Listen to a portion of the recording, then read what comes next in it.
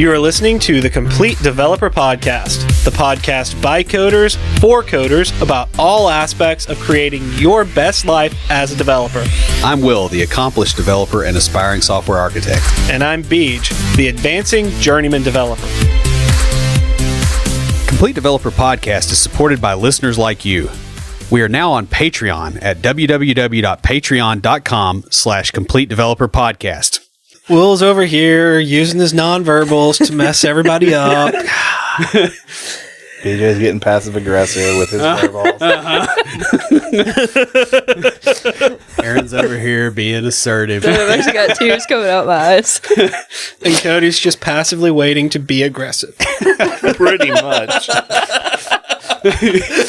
I feel like that's my default style. Yeah. The barren weight. This week, we've invited our friends Erin Orstrom and Cody Rockwood back to discuss a few common types of communication, the basic styles we use when communicating, and then go over one of the systems of communication that exists to help you better understand and communicate with those around you. But before we get started, Will, what have you been fighting this week? I'm trying to get a product out the door. I'm down to either 9 or 10 items on the bug list. Like 8 of them are configuration issues, like with the installer. And we're really, really close to going. So that's pretty much all I'm doing right now, is just trying to push that thing out the door. That's all I got on mine. I actually do have something I'm fighting this week. Well, I guess it's kind of an update and something I'm fighting all wrapped in one. But so the last 2 episodes that you guys have had me on, I had started new jobs before each of those episodes. And funnily enough, this is week 5 of another new job because the second one didn't work out like I was hoping it would. But, you know, luckily I got another job. Anyway, so I'm in week 5 of that. And for the last week, on my first PBI or product backlog item, first task I've been working on for this for this project that I've been put on, I've been dealing with a CORS issue. So we've got like a consumer application that's linked to a standalone application, and it's supposed to be able to talk to the standalone application to get data so that we can test views and things, because we don't actually have direct access to the consumer application. Anyway, so it's a tool that we've been told exists. Now it's just kind of trying to figure out how to use it because the developer that built it is currently on a sabbatical and nobody else on the team has used this tool before. And so when I installed it and, you know, tried to get it up and running, I keep running into CORS issues. So I've moved on working to a couple other PBIs in the meantime. And so it's literally been a week going that we've been working on these CORS issues. That phrase you use, the developer's on sabbatical, is like in a horror movie when somebody says there's something out there. It's like, and you're dead. Yeah. Yeah. What about you, Cody? I'm actually not really fighting anything for once, which is nice. I am transitioning to an applications architect position. So I'll be able to focus on enterprise solutions, integrating those, making BJ's life easier, working on deployments and automating those and code management and just improving processes. So that'll be a lot of fun. And then kind of interestingly enough, I'm going through a transition personally where I'm trying to reprioritize where all the, priorities are in my life and what the important things are, and trying to work on the health and get that kind of lined back up. So Is that a midlife crisis? No, not so much a midlife crisis as I just... hope you're not in the middle at this point. Yeah, no kidding. But no, like I have some things. I have kidney disease, so I need to start prepping for that, and taking care of my kidneys and taking care of my health, and just I'm getting married in October, so Congratulations. Congrats. The discussion is on kids and house and that kind of stuff. So you start putting things in order and getting things lined up. I remember that. Fair enough. Mm-hmm. So we got one project into pilot this past week and plan to finish another one up this week, though that one's going into production, so it's a little bit more complicated. Been having a lot of meetings and going into the office a lot more than normally for that. But I have something somewhat communication related for IoTs, so let's go ahead and roll the music.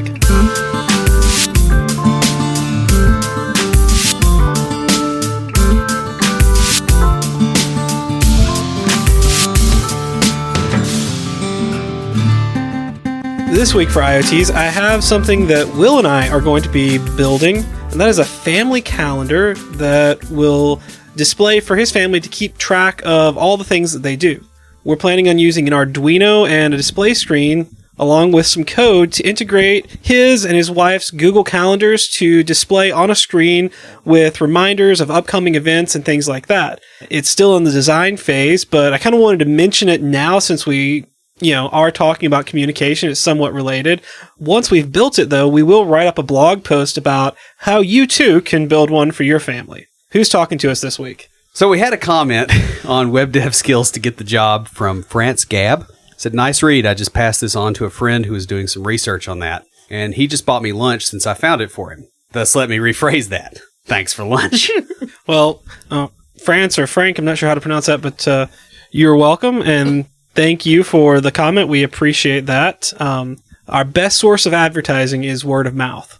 So shoot us an email at neckbeards@CompleteDeveloperPodcast.com because we've got a water bottle just for you. And guys, if you'd like your very own Complete Developer water bottle, leave us a review on iTunes or comment on the website or any of our social media. We post all of our episodes to Twitter, Facebook, Google+, and LinkedIn. We're also on Path and Tumblr. Do you guys want to meet us and hear Will speak on why your DBA hates your ORM? Come down to Huntsville, Alabama for DevSpace Conference, North Alabama's premier polyglot technology conference. In addition to Will, you'll be able to hear talks on .NET, JavaScript, C++, and lots more. DevSpace is October 13th and 14th this year. Tickets are on sale now, and to get a 10% discount, use the code COMPLETEDEV or follow the link in the show notes. Again, that's DevSpace in Huntsville, Alabama on October 13th and 14th. Communication is how we interact with those around us. Understanding how we and others communicate creates better interaction and understanding. When communicating with others, we need to be aware of our own emotions. This helps to be able to focus on the interaction and not be driven by our feelings about the situation. You know what helps with that? Not having feelings. That does help. And if you can Sheldon that, go for it.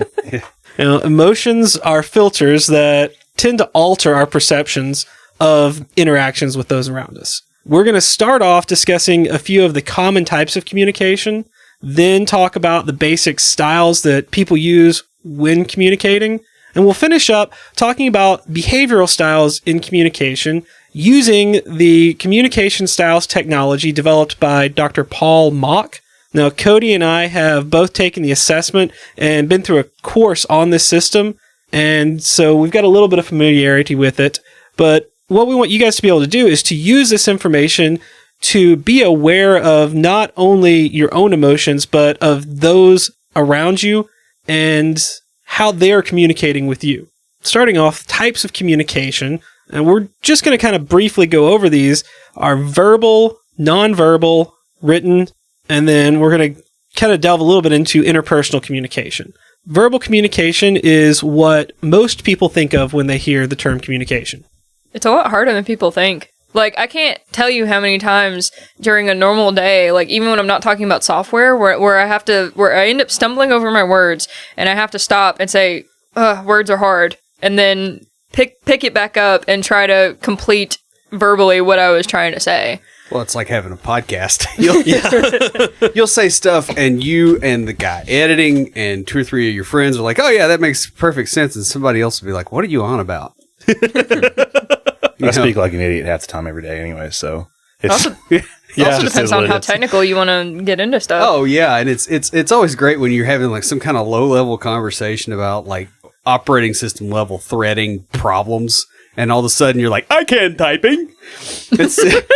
It's the worst, and I think we have a one of our passing information between episodes is beach no type well with rum. Yeah. Yeah, there is one of those floating around here somewhere, stuff that you've said, written. Yeah. I mean, that is probably the biggest thing that people think that most communication is being able to properly communicate ideas. Mm-hmm. That's a little tricky. It really is. Especially at the junior level, because, you start out being so non-technical that, people who have been in the industry for a while, try to bring it down, back down to that junior level. And even some of those terms and concepts and ideas, you just kind of have to pause and like, no, I don't understand what any of that means. Like, you literally have to dumb it down sometimes. It's bad at a senior level, though, too, right, Cody? I mean, because you forget the stuff that other people don't have in their awareness. Like that whole thing I said about threads. Yeah. I mean, a lot of junior devs, even, you're going to be like, okay, yeah, this is a multi-threaded problem, and they just look at you.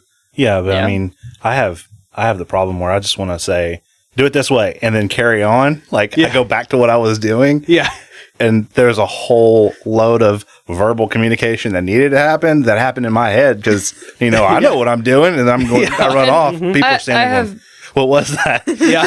And that's what I've found a lot of too, is like at work, I'm I'll have somebody help me with something or, try to walk me through something, and they, to their credit, they know what they're talking about, but like when they're trying to explain it to me, it's not quite at my level, or like I maybe understand that that's a term or like something that it's related to, but actually trying to implement it, so there's kind of a divide of like, do I actually understand what they're saying, or like, yes, I understand it, but how do I implement it? Like, it's just such a disconnect sometimes that it's like, I just wish it was a little bit well, you more have to understand your audience too. I mean, that's the part that's really tricky for me a lot of times, is because not only do I have to remember, okay, I've been immersed in programming since the early 90s, dating myself, the dinosaur age. Yeah, back when the Dead Sea was just sick, right? And and so I can talk to somebody, and I can't, if I don't necessarily know what their level is, I'm faced with a choice of, okay, do I talk above their head and have them think that I'm a pompous jerk, which I am, but I don't want to throw that out there on the first run, or do I want to try to explain it and risk over explaining it? And them going, man, this guy thinks I'm an idiot. What's his deal? All right. And I'll be honest, like something that I've noticed being a junior developer talking to senior developers is there are a lot of things that, like, especially within C# that I don't know about.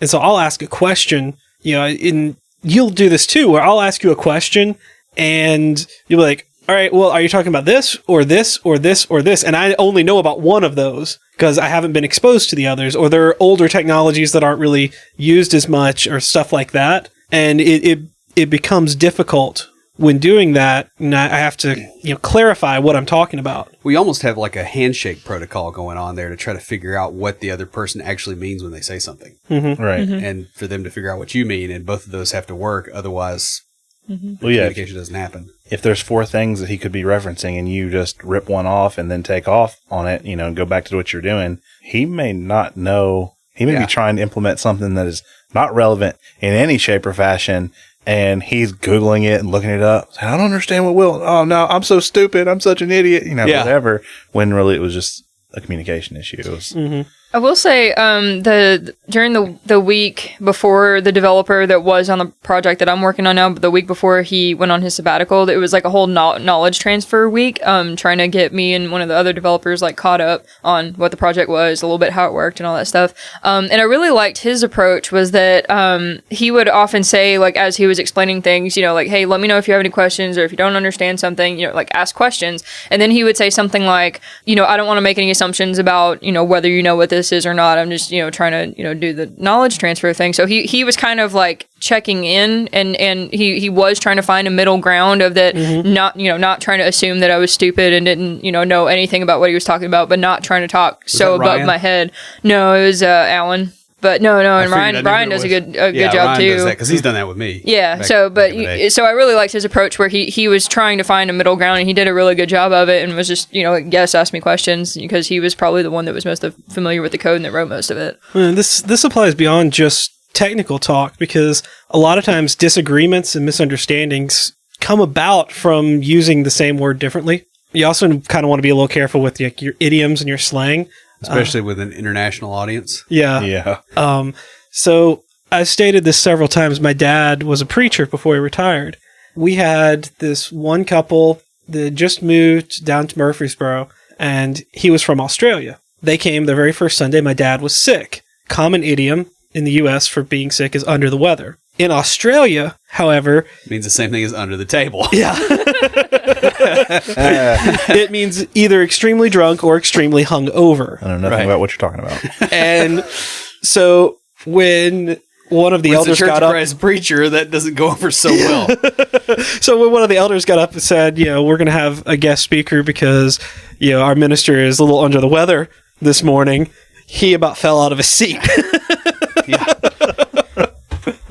Yeah, you just kind of want to be careful, though. Using metaphors and idioms to explain things when you do understand the audience can be very helpful. I did notice at the state, or when I was working at the state, I actually didn't realize how many idioms and metaphors and other associations that you use on a daily basis without even thinking about it. Say something off the top of my head, that's a metaphor or idiom or whatever that I wouldn't have even thought about. But especially when you're working with people who English isn't their first language or they didn't grow up here, and they don't get those references. It's you really have to think about what you're saying and how you're communicating. I should specify American English because yeah. the British idioms are different, and other areas that speak English have different idioms. Well, some parts of America are a little different. That's true. Yeah, a little bit. You ever played Drop the Hanky? I haven't been to Prison Beach. It is actually it is Duck Duck Goose in Michigan. Is it really? That's Yes. not what I would have thought hanky was. Yeah. So the MMPI, the original one, it had questions with idioms and stuff in them, and the initial test group that they used on it was from a local area, and so it made sense to everybody. But then when it started gaining popularity, people are like, I don't know what this is, and saying, "Oh, I never played Duck Duck Goose as a child," Drop the hanky. Yeah. What in the world? It's not like they don't have so ducks if or we have geese any up there. Michiganders in our audience, can somebody please explain this? Not Michigan, Minnesota. Minnesota, Michigan. One of those Beach M gets them ones. confused. Yeah, apparently. If you're from the frozen north and you're not in Canada. North of the wall. Next is nonverbal communication. This is something that I use a lot because I like to talk with my hands. But it can basically mean anything that doesn't use words. Yeah. And I mean, Beach's language is basically sign language with a slight verbal component. Pretty much. Nonverbal communication is a really broad category that covers everything from hand movements to facial gestures. And really, it's enough information in just that area for its own episode. Yeah, it really is. You'd be surprised just how much just very slight differences in your face will Lie to me. will communicate. Yeah. If anyone's ever watched that showcase it, or it highlights slight facial twitches and Well, I they mean, see people. we can look at each other across the room. We've known each other for so long that it doesn't take a whole lot. And you're like, yeah, I know what he's thinking. Yeah, that's true. Especially if it's foul. Yeah. When conveying information, your nonverbals need to match what you're saying. Yeah. Have you ever talked to somebody who is smiling and it never touches their eyes, or it doesn't touch their voice? They're just smiling and they're, Oh yeah, super awkward. yeah, there's that creepy, uncanny valley thing going on there where you're like, there's something really, really off. Yeah, I stopped talking to those people because they're usually unhinged. I stopped talking to those people because they're usually QA. Like I said, unhinged. Yeah. Or project managers, whatever. Yeah. Actually, project managers not usually, but they're QA or they're server admins for sure. Yeah. I like to pick on those people. I talk to those people when I'm bored because usually it's an adventure. I mean, really. Choose your own adventure. Yeah. How do you interpret this facial expression? Yeah. Turn to page 42. No, written communication is its own beast to master. And this can take the form of emails, technical specs, documentation, acceptance criteria, and it goes on and on. There's a lot of stuff that we end up writing down. Well, and Cody, I know Cody's experienced this as well, and you guys may have, but have you ever noticed that you write specs, you initially write the specs trying to hit the technical guidelines, when you're early on, and then later you start also having to consider the political Oh yeah. aspects of it, and I swear 80% of every spec I write, 80% of the work is figuring out the political situation to actually get this thing out the door and how to say things so Oh, yeah. that it doesn't I mean, that's one of the reasons why any important emails I make sure is an email. Like I won't go to someone's office typically or I'd prefer to email anything important, especially ahead of time, because if I try, especially if I'm upset or something's not going well, because I'm emotional when especially when things are not going well and I know it should be right and it should be fixed, or I've said this before, or it's one of those I told you so moments. Yeah. Especially when it's an I told you so that's coming down on my head. That's when I get real aggressive. So it's better for me to use written communication because I can write that email 3 times, make it come off slightly snarky so people understand that I'm not happy, but super professional at the same time. And I just cut them with words and it gets fixed. Well, that's the thing, like written communication has got, it's like body language is probably most of it. Oh, yeah. Verbal, if you're talking on the phone, you can hear inflections of the voice, but you lose data. Yeah. And written, you lose even more data. Right. And sometimes you want that data to be lost. Oh, yeah. Well, I mean, it's interesting you say that because just today I was writing a Slack message to one of our coworkers asking, the information I wanted to know was when something would be done. But one of our other coworkers who's sitting beside me, he's like, it's kind of passive aggressive.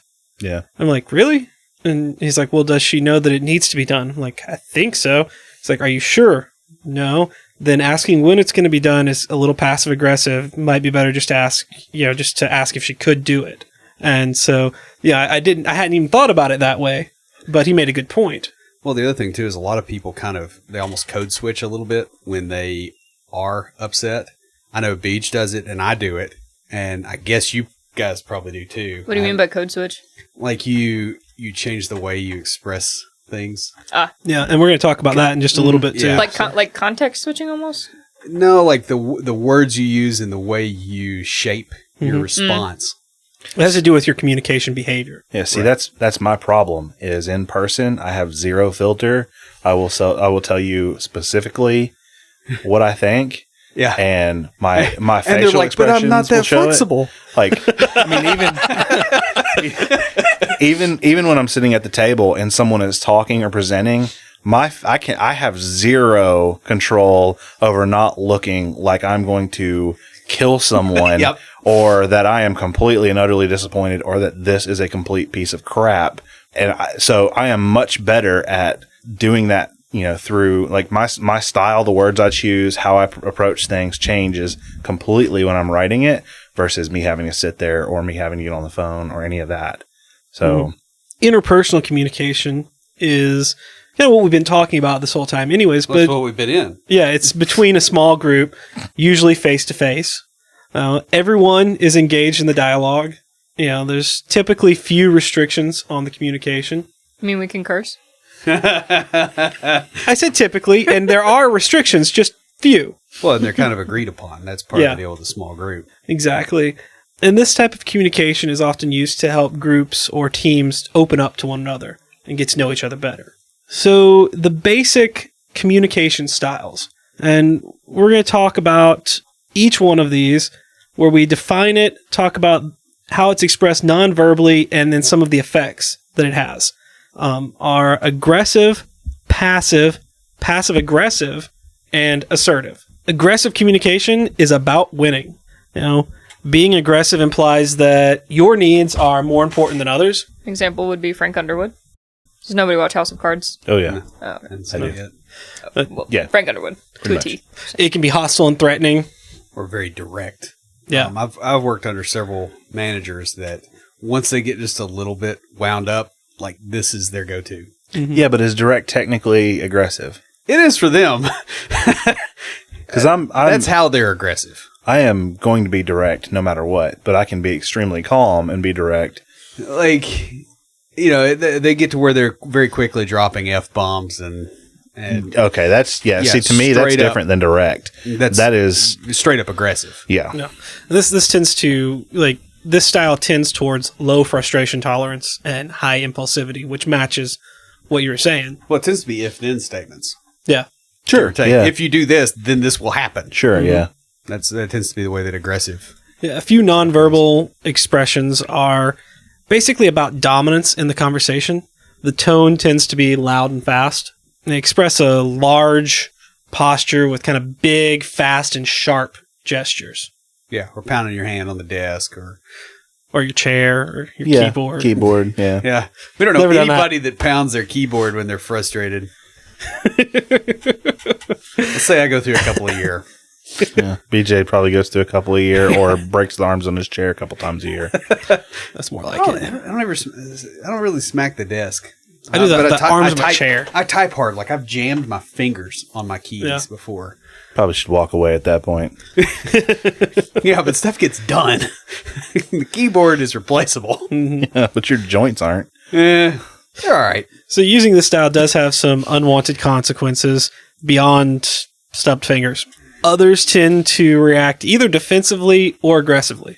Yeah, because my first reaction when somebody starts being aggressive with me is extreme aggression, straight back towards them. Yeah. Yeah. Like, I don't have much of a flight response. It doesn't work because I can't really run fast enough to justify it. Yeah, and you tend to kind of alienate those around you, and they may start to fear or even hate you.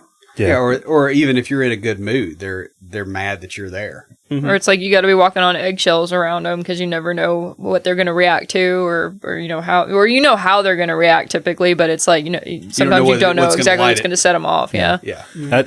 I tended to lean into this kind of communication when I started at the state real early, and it caused me some problems. I either had people who would put up their guard and then not let me get anything done because of the way that I approached it, even if it was beneficial to them. They really didn't care. And that caused me more problems than it was worth. And I had people get aggressive back to me, and it would cause that and that starts to kind of spread across, your coworkers and other people. And I had people coming to me thinking that I was just some jerk, that I'd never talked to before, but word started getting out. And I had to make significant changes and apply a lot of effort to get that changed over the years. Yeah, I saw a thread on Hacker News today where somebody was talking about, it's amazing how quickly some people go nonlinear, and just like they just have an exponential blow off in their anger. And you'll see this in a lot of office environments. And there's certain kinds of people I think that honestly seem to enjoy that. I mean, that's why trolls exist, right? Yeah. Because they like seeing that stuff happen on the internet. So it happens in real life. Yeah. Are you talking about Probably a German word for it too. What do you mean going nonlinear? Like they just explode. Oh, so like what happened in Wanted in that movie, where he finally just got fed up with it and went off on his boss and quit. Well, more like let's assign a numerical value to something Cody says to me, right? It's a 2, and my response is a 2. That's linear. Whereas he gives me a 2, and I give him a 15, not so much. And he gives me a 3, and I give him a 45. Yeah. So think of maybe literally. So if my aggression rises at a steady rate, it's basically those people that have real sharp tipping points where their aggression just rockets up, given certain words or certain circumstances. And mine actually does at the extreme. No. Sure. Yeah. But most people's does it. Yeah. At the extreme. Once you get pushed enough where you decide I'm not going back another inch and you're going back 50 feet. Mm-hmm. Mm-hmm. Yeah. That's because I had an incident not all that long ago. So one that doesn't really apply to, I don't think anyone here, is the passive communication. And that focuses on pleasing others and avoiding conflict. Yeah. And this is how I used to be back in college. Yeah. And probably shortly thereafter, I used to be really shy, and I used to be a people pleaser. And I'm calling shenanigans right now. There's no way. Yeah, I was. And then he snapped. Not happening. I knew him back then. He did, and then he would take it to a point, and then he'd snap. Yeah. Wow. Yeah. That is not any way to live. I mean, you end up with everybody walking on eggshells around you. You feel like you're getting dumped on all the time, and other people are afraid you're going to blow up. So, like, you have all the negatives of being aggressive, and you don't have any of the positives, such as they are. So it's constant tension. Yeah. It tends to be very soft-spoken and apologetic. Right. We know people that, they get on your nerves, they apologize so much. Now, some of the nonverbal expressions are kind of a submission in the conversation. The vocal tones are soft, low, and slow, and they'll express a small posture with kind of fidgety gestures. Yeah, and looking down Yeah. a lot, not maintaining eye contact when you talk to somebody, not directly addressing people. Yeah. And, you know, it leaves others feeling exasperated. You know, they may feel frustrated with you for not being able to make a decision or feel guilty for taking advantage of you. Well, and plus once you've ticked them off, they feel like they're kicking a puppy. Yeah. If they ever Yeah. finally snap, they feel horrible about it. I mean, I have a problem with passive communication just like from the get-go. I will typically anybody that comes to me and is fairly passive, my immediate read on them is that they just don't. They haven't made a decision. Well, they just don't they just approach things with such a lackadaisical, kind of attitude that they just have no hunger, no drive. They really don't care if something gets done. And to me, that completely clashes with my personality. Yeah. I like people who have drive, who have, want to get things done and see products finished and see things fixed or, and really wants to get after it. And passiveness is just so, it's taxing to me. Because I want to try and apply that for them. Right. So then when I can't get them to respond that way, I'll start to get aggressive and then it just gets worse. And then I end up hating them and I'm like, please go away. And then they come back to you apologizing 15 times. And I have to explain. I wasn't mad till you started apologizing. Leave me alone.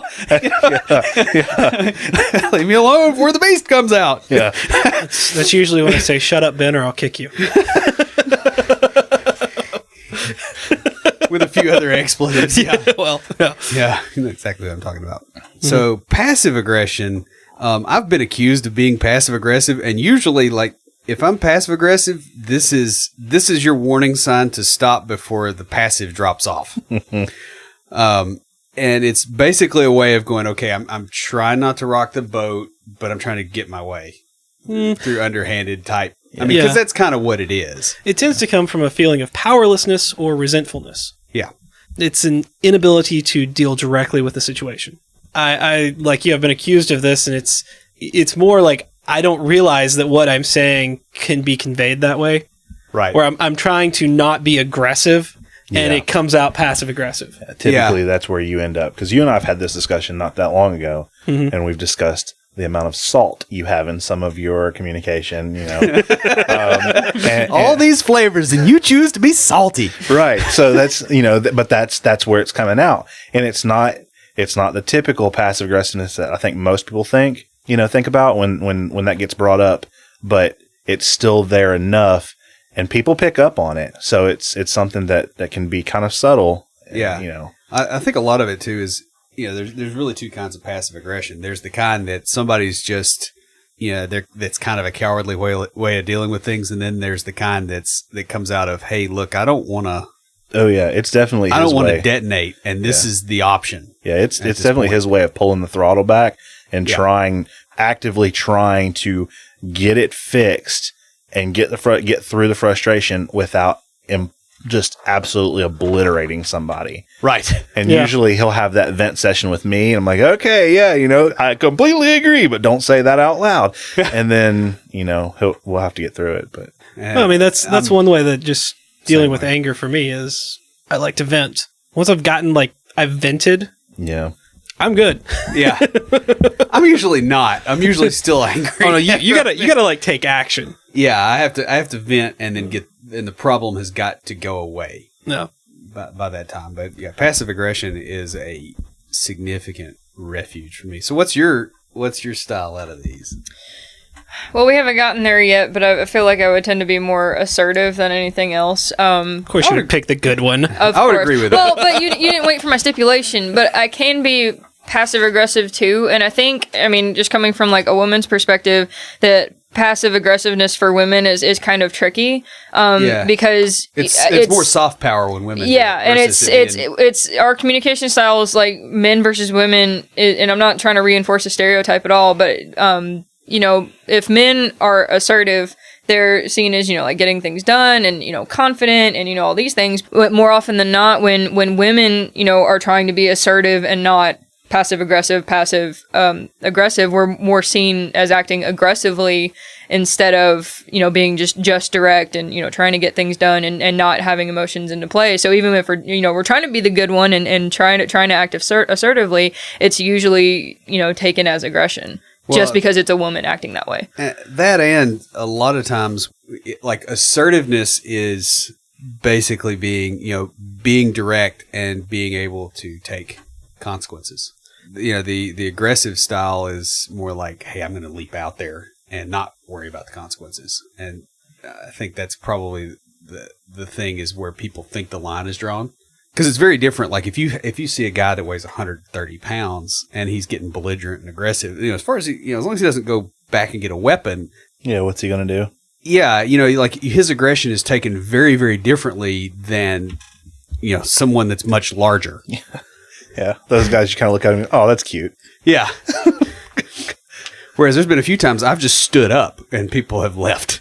Right. Because, Well, I also think, like, with being passive aggressive, and especially for like women tend to be more like people pleasers, I guess, and like not wanting to cause conflict and that kind of thing. But, if you're trying to get things done at the same time, it's like that's often seen as being passive aggressive, just because it's such a, like, oh, I don't want to make anyone mad, or I don't want people to see me this way, because then if I try to ask for what I want, or that kind of thing, I'm going to be seen as aggressive. So it's really hard to win. Yeah. Well, I think it's hard for everybody at some level. So moving along, some of the non-verbal communication, basically it's kind of saccharine sweet.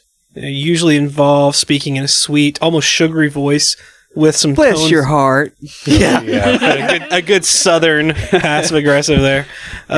Tones of sarcasm, tend to have asymmetric posture with kind of quick, jerky gestures. Yeah, exactly. Y'all can't see it, but Erin is mimicking it right now. Uh-huh. We just call this wife speak. Oh, man. You said that, You're none of not us. even married yet. No, but I mean, I've seen it enough. Yeah. You mean heard it? No, we're talking about nonverbal. I see the facial expressions. I see the attitude. This makes others kind of feel confused or even hurt. It also tends to alienate people, and it doesn't address the real issues. Yeah. So you tend to remain powerless. Well, and it makes the other party powerless, too, because you can't respond to passive aggression with aggression, or most of the time you feel like you can't. So the other party's in control, and you're just kind of along for the ride.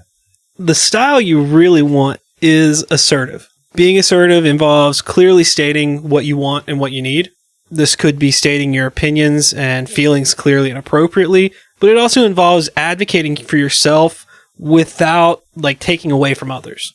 And, I've seen the concept of the alpha dog in the pack. And what's interesting with that is, if you actually watch canine behavior, the alpha dog is not aggressive and overbearing on the rest of the group, going, hey, I get the good stuff and you get the crap. It's a little bit more subtle than that. That's more of a behavior of an animal that's been at the bottom of the hierarchy and is trying to ape the top, which is typically what you see when people think they're being assertive and they are being aggressive. It's interesting how this works out, because you can state things very clearly, what your opinion is and what your feelings are and what you need. But if you're not very careful about how you do it, such that other people still get theirs, it can very quickly come off as aggressive. And those are two very different things. Mm-hmm. That's very true. I'll tell you one thing that really annoys me. I don't know if this quite fits in, but I think you mentioned something about opinions, but it's there's a lot of people that can't express an opinion without getting backlash of some kind, or they can't have a discussion with somebody, about their opinions, or even if those opinions are based on facts, without exploding. So this is something my dad taught me a long time ago, or as I was growing up, was how to have a conversation with somebody that you don't necessarily agree with on something, but you can back up, okay, well, I understand you feel that way, but here's how I feel, and this is why. And even if you end up, whether you end up agreeing at the end or still disagreeing, you can have a calm conversation and not get into a yelling match or not be friends afterward or whatever. Well, and this is one of those things that we're dealing with kind of across society, which you're highlighting. And in my opinion, a large part of it has to do with the confidence of your position. Right. Do you fully understand what you want? Do you fully understand your opinions? Can you support them? And then do you understand the other person's opinions, or are you just blindly berating them with yours? And if you don't have all of those, you tend to not be able, you can't really be assertive because you don't understand the whole picture. And as soon as they come back to you with information, you're going to quickly transition into one of the other types. You're either going to back down and be passive and start to kind of take the meek path and get pushed around, or you're going to get super aggressive, and then that's going to escalate the whole situation. Typically everyone gets aggressive, or you get passive aggressive, which is what our society is right now. Yeah. That's why everybody's, look at the way that people are interacting. Including the president right now. There's a lot of catty, passive aggressive crap going on. It's what internet trolls do. Yeah, and that's that's the top of our entire society right now. That's it is how everybody interacts is passive aggressive, because they can't be assertive because they're not coming from a position of confidence and they're not thinking through all the stuff that they want. Right. Really in either case, they can't be completely passive because they know what happens there. Right.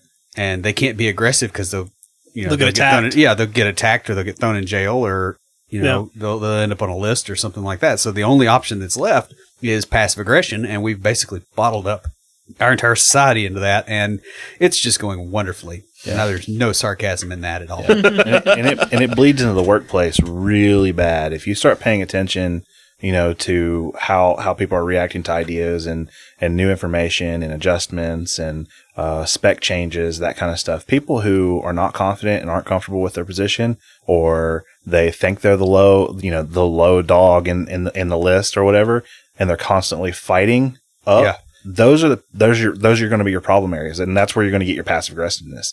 Typically, people in the workplace are not going to be super aggressive because you get fired. They're not going to be passive because no one likes getting pushed around because you never get your way. So they're going to typically be passive aggressive. You end up, causing a lot of problems. Right, mm-hmm. and the problems don't get addressed because nobody can address them.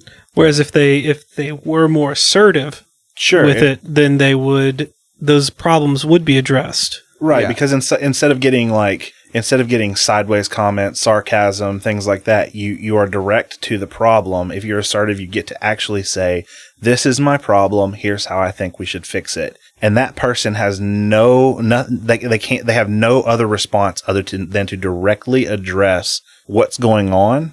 It kind of puts you in that position for to kind of control the situation, so that you can both be assertive without kind of overruling one another. Mm-hmm. Right. Yeah. And then a discussion can get started. Right. And not just a huge blowout or not being addressed at all. Because, for instance, if I come to you and I say, "This is a problem," very calmly but direct, "This is a problem. I've been thinking about it. I think we should fix it this way." It's really hard for you to not look like a jerk if you're super aggressive about it.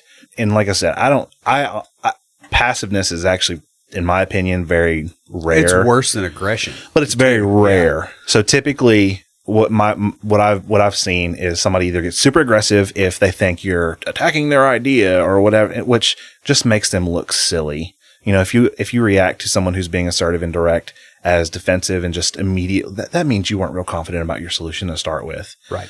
Or you can react passive aggressive, which is going to make me think you're a clown. Yeah. And it's, and that's the thing. I'm just going to go do what I want, and I'm actually going to get fixed it. I'm going to go fix it. And when I approach management with it being assertive, I'm going to get it fixed.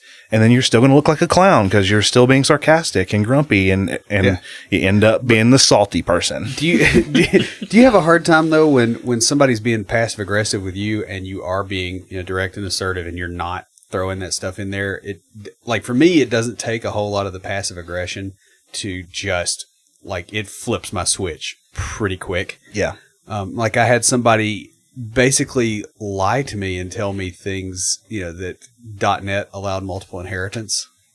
For what they were saying was true to work, that would have had to have multiple inheritance. Right. And it was basically because they were hung up on their solution, on their way of solving something that wasn't going to work, and they realized it. And instead of going, okay, yeah, that was bad, they felt like they were so cornered by that they had to try to lie their way out of it. Right. Which to me can be seen as part of aggression. That's defensive. Because that's when I went non-linear on that one. Sure. But part of being assertive is also being able to read other people. If you're being assertive, if I come to you, Will, and I say, "There's a problem with your code.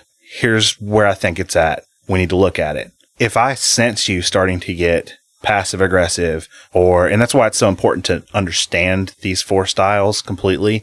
If I see you kind of backing down and redirecting, or starting to get aggressive through your body language, that kind of stuff, then as being assertive, I need to back up and say, I'm not judging your code. Right.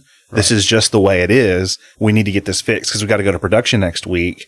How do you think we should do it? Is my opinion correct? And give you the opportunity to kind of reassess what your response should be. And that allows you to come back with the certain. It's not all that different than what you mentioned earlier, where your manager will come to you and say, I don't know where you're at on this, and I'm not trying to make you feel like you're stupid or whatever. But so if you have questions, ask. But I'm just kind of explaining this just in case there's a dark area that you're not familiar with. Sure. Well, and you let people save face. Mm-hmm. Sure. My dad's got an old distributorship. We had a client that, they were behind on their bill. We sent them another bill, and they call in. They're like, I already paid this.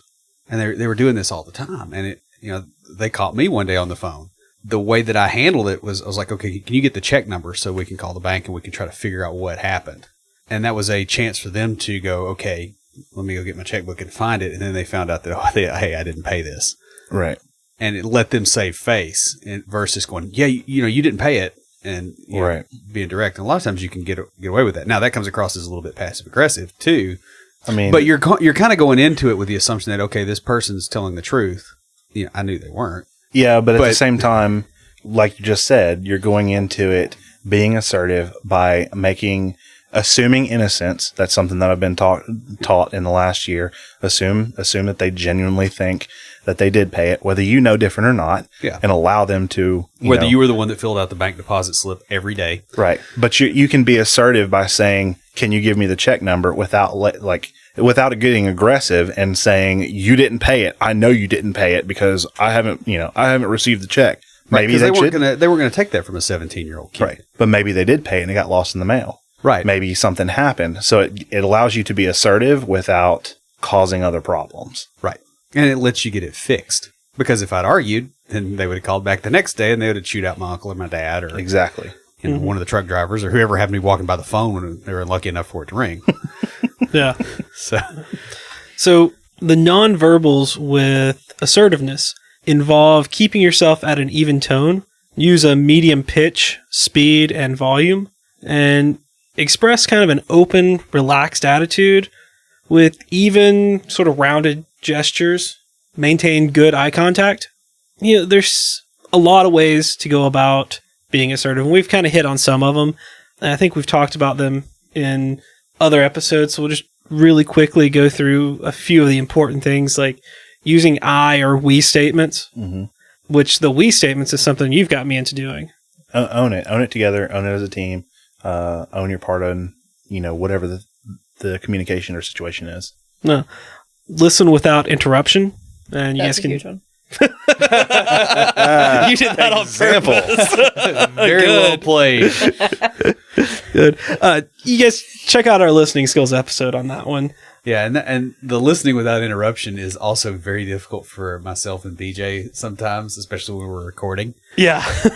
because a lot of times it's not really quite a conversation anyway, and so they're saying something and you're about to say something next, and it's easy to kind of jump ahead, and you don't want that in an interpersonal, actual face-to-face conversation. You also usually don't have outlines and scripts for those interpersonal conversations. Yeah, that would be really awkward. That would be.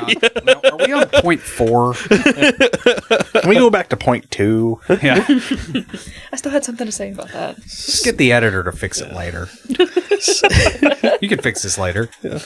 So talking about behavior and communication, your communication behavior goes beyond what style you use to how you use it to get your message across. There's several different systems for kind of determining how we use our communication. We're going to discuss one system in particular that we have some familiarity with and kind of the behaviors in that system. Any of these behaviors can use each of the communication styles we've just been discussing. And that system is the Communication Styles Technology. It's designed for understanding how we communicate with each other I've already mentioned it was created by Dr. Paul Mock, and it's a proprietary system. Therefore, we're only going to discuss it from our experience and what's publicly available. You can get more information about the system through the link that I'll provide in the show notes. It starts off with an assessment to determine your primary and secondary styles of communication. And you'll do a default sort of like how you generally communicate when you're not stressed, when things aren't going bad, and then one for when you are stressed. They're not mutually exclusive, as each of us can have a blend of them all. But one or two do tend to be more dominant in people. There are 4 types of communicators, and we're going to discuss each one, sort of what motivates them, a few characteristics of their communication behavior, situations where they're not very comfortable, and then how they're perceived by the other styles.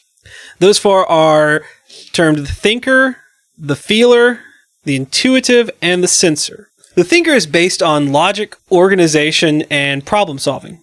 They're motivated by kind of clear structural systems, logic, and organization. They tend to value quality, ethics, and justice, and focus on sort of all stages of a project: the past, the present, and the future. Sounds like my dad. My dad's a thinker. Your dad's also a DBA, data analyst. Mm-hmm. This tends to be a lot of DBAs. Yeah, I think it tends to be, this is what a lot of programmers also think they are. Yeah. And we'll get to that in a minute. Thinkers tend to be very analytical and deliberate in their communication. They think about all the consequences before making a decision, and may even elaborate on all of those consequences when they are telling you about the decision they're making. Definitely my dad. That's the way father figures are, though. Uncomfortable with direct personal communication. They don't like to make quick decisions and tend to be kind of reserved or conservative in their dress and posture. That's almost my dad to a T. I would say that's how I used to be. It is very much how you used to be. Yeah. Like I had pretty significant personality change, I guess. Time does that. Life changes do that too. Yeah. Yeah, I feel like I've grown more into a thinker as I've gotten older and gotten life experience and things, which I guess would happen to most people to an extent, kind of like Will just said. Yeah, I kind of went away from it. Not entirely, because you can't do your job with this without that. But this is why this tends to be secondary in a lot of programmers. Yeah.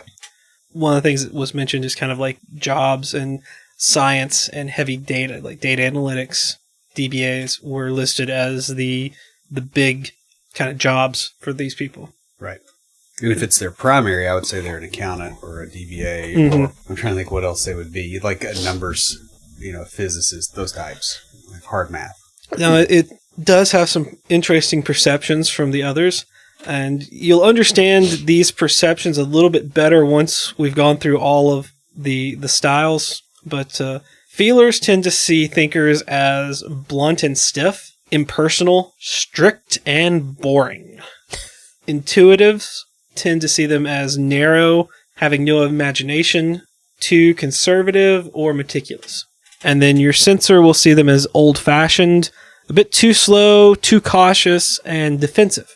Next is the feelers, and these tend to be based on direct human interactions and expressing their feelings. How do you feel about that? They're motivated by love, gratitude, and feelings of usefulness. They tend to value family, friends, and loyalty, and focus on sort of the past stages of a project. Now, what's interesting is when we were in college, this would have been my primary. I would agree with that. Partly because one of the two main jobs were medicine and psychology, which is interesting because medical school took that out of me. With the feeler, their communication does tend to be a bit more spontaneous and informal. They prefer human interactions and like to analyze people. Like I said, this was me in college. Oh, yeah. They also need constant... Sitting there with your DSM-4 in the quad, looking at these people. What are you talking about? You and I were there together. I think that was a DSM-3. Was it 3 That was a or 4. 4? Okay. Well, you were the one with the book, is what he's saying. They have a tendency to need constant feedback as they care a lot about what other people think of them. They're uncomfortable with impersonal situations, tend to avoid structure and strict accuracy, don't like being given orders. Yeah. Cody and I have the same facial expression. Well, I'm just thinking. So these apply to each one of these apply in some way, and the impersonal situations I'm great with, but being given orders, not real happy with it. And I am terrible about strict accuracy. I like the structure. I am awful with the minutia. What's interesting is the feelers are not the only ones that don't like strict accuracy. Feelers tend to be perceived by thinkers as impulsive, immature, childish, and disorganized. Yep. And intuitives view them as full of mistakes, exaggerated reactions, being manipulative, and based on intuition, not ideas. Sensors see them as prima donnas, sensitive, talkative, and time wasters. So the intuitive is based on imagination and speculation. They're motivated by creativity and unstructured tasks. They tend to value concepts, ideology, and discovery. Focusing on the future of a project, they tend to be the early adopters to technology. And they probably tend to go more towards the architect type role, I would imagine, or something along those lines. 100%. Because that's probably the same kind of deal for me. Or they found a startup, or they do something where they don't necessarily know all the stuff that's going to hit the fan, and they enjoy that. Yep. This actually is a lot of programmers tend to be into this one. As the primary, often at expense of the technical side of it, to be 100% honest. They tend to communicate via abstractions, like to talk about ideas, are vision-oriented. They tend to convey ideas through metaphor. Like when your boss asks you, when's this, we have this project done within a week, and it's like, it depends. How close to the speed of light can you get? Yeah, they tend to be uncomfortable with bureaucracy and avoid the mundane, boring tasks as much as possible. They don't like too much structure or strict accuracy. Because they just want general ideas. I would say most of us in this room are either primary or secondary intuitives. Yeah. I mean, I have a feeling that if you ran this across a large group of developers, most of them would be primary intuitives, but by a long shot. Because I think, well, that's the beautiful thing about development. Yeah, I think you have to have, because you can't build anything and ever get to the point where somebody will hire you if you don't have this. Yeah, like one of the things that like you just mentioned, general ideas. I really don't know any developers out there that are good, that really like having a spec sheet handed to them and says, build this. Right. They want the general idea, and then they want to be able to explore how to get it done and how to build it and make it great. That's me. I really do think that, the majority of your creatives, because development is creative. I don't care what anybody says. It's not just punching keys like a monkey. You have to be creative about your solution. And I think that's where this really falls. Yeah, I mean, every time I've had to give a spec to a junior or mid-level developer, I leave some of it undone. Sure. It's like, here's the general way that this needs to interact, and you go do it. Right. But I don't ever go, oh, here's the table structure. Yeah. And here, because like that sucks the life out of it, and I know what's going to happen. It's eventually going to land back on my plate because they're going to not do it. Yeah. Because they're going to get bored in the details. Yeah. Yeah. So intuitives are perceived by thinkers as being disorganized, free-form philosophers, and not disciplined. Feelers, however, see them as fascinating, fanatic, or too persistent. And sensors think of them as crazy dreamers that talk way too much. I've been described by feelers as being, what was the phrase? Like a terrier that's worrying a rat. You know how a terrier will get a hold of a rat and gnaw on it, shake it back and forth to death? I mean, I do now. Yeah. I've had that metaphor directly used to describe me when I go after something, and that was somebody that's very feeling, and that's the way that they interact, and that is totally how they perceive you. However, when you're in your more creative mode, the feelers are the people that used to sit around the table when I was in high school and just listen to our conversation and be like, I just like sitting around you and listening, because me and some of my friends would sit and have like philosophical conversations, and then other people would just sit around and listen to the conversation. Right. And that would be the feelers. They're just like, this is so fascinating. Finally, The sensors are based on work, competition, and results. They're motivated by clear goals and tasks with practical solutions. Tend to value action and winning with a focus on the present stage of a project. These tend to be your fast and sharp thinkers. Their conversation tends to be very short and direct. Sometimes they appear to be in a hurry. They like to be in control when they're in a conversation. It's almost like actual engineers, Mm-hmm. like they're dealing with like actual physical things, mechanical engineers, electrical engineers. That seems to be the group that I see this sort of behavior out of more than anything. Is that correct from their... Yeah, that is exactly correct. They tend to be uncomfortable with vagueness and avoid situations with no clear purpose. They don't like difficult theories. They're perceived by thinkers as being simplistic politicians, can be negligent, and like to give orders. Feelers see them as having no mercy, being selfish, and more interested in money than people. Intuitives think of them as dangerous, dictatorial, ready to do anything to achieve a goal. I didn't know dictatorial was a word. I would have murdered it. I never would have got it right. Yeah. I am an IT normal and an IS stressed. I thought for sure, if I remember correctly, you were an F on one of your stages, because I remember making the comment because you wanted to go to the amusement parks and all that stuff, and Damon and I were the only two out of the group that were one of the rare kind, and we both want like amusement park with family and all those people. Yuck, because So just some background, we were broken into groups and we were asked to design our ideal vacation. And like, it was just me and Damon. We wanted to go to like the mountains next to a lake where crap was quiet and there weren't a lot of people. No. And you just chilled with some beer and just hung out.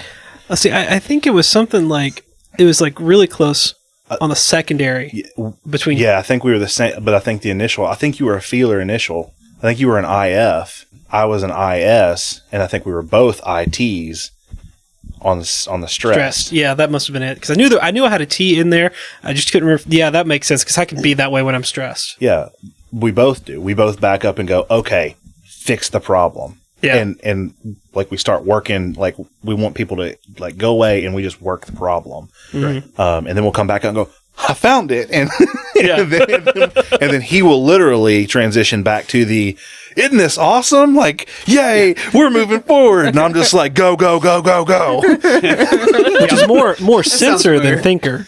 Yeah. Like I lean IS and like traditionally. And then, and this is what threw me for a loop, is that I go to an IT. So when I get stressed, I actually, instead of more drive, which I always thought about myself, I always thought I would drive, I actually backed up. I start thinking the problem, and I will literally start, that's when my lists come out. Yep. Like I'll start doing my list. sounds Okay, very familiar. here's the problem. Here's what we have to get done to meet the deadline, and start working that list, and I'll start pushing it to other people. Here's the plan. Here's the plan. Well, he just called me out on that before too, where I've been, because he's like, you're stressed out. No, I'm fine. You've got a list. Yeah. Like. Whereas when I make a list, it's so that I don't get disorganized. Right. When you make a list, you're stressed out. And that's an interesting thing about these different styles. There are lots of different systems that can be used to describe how we communicate with one another. One that I found when researching for this was Communication Styles 2.0, which is created by Paul Indris. And we didn't have time to get into it, but in it, there are 12 different styles of communication that are represented on a wheel that gets even more in-depth than the 4 styles. We've talked about finding what works for us and the styles that we are and how we communicate in order to help you better understand how other people around you communicate. It's up to you to find the system that works best for you. That pretty much wraps us up. Before we close everything out, Will, what do you have for us this week for Tricks of the Trade?